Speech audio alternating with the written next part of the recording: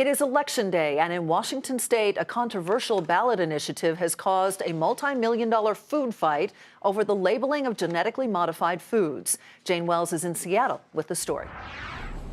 Americans are crazy about labels, and in Washington state, they're spending crazy amounts of money to take food labels to the next level.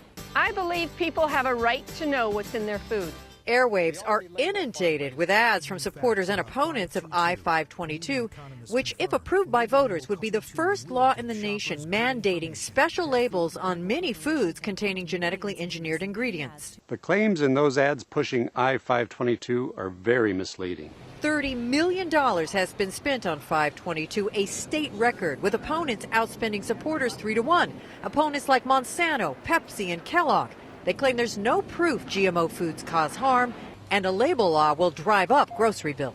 This fight was brought as an attack on our family farmers here in Washington, and it's a recycled initiative that came from California that California voters rejected a year ago. Our opposition has really fought labeling every step of the way. They fought nutritional and ingredient labeling lists.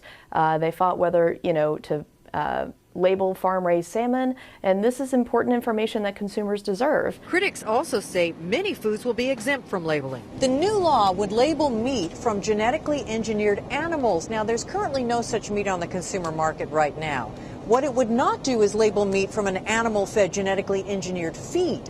Nowhere in the world, when this was filed, not one country in the world required labeling for genetically engineered livestock feed. And when you eat a corn chip or I eat a corn chip that's genetically engineered, we are not genetically engineered. 522 is leading in public opinion polls, but not by much, making it one race considered too close to call. But voters agree on one thing. And it won't cost you a dime. They're sick of hearing about it. It's just a lot of money going into a big waste bin. Oh, man, it's just too many of them. For Nightly Business Report, Jane Wells, Seattle.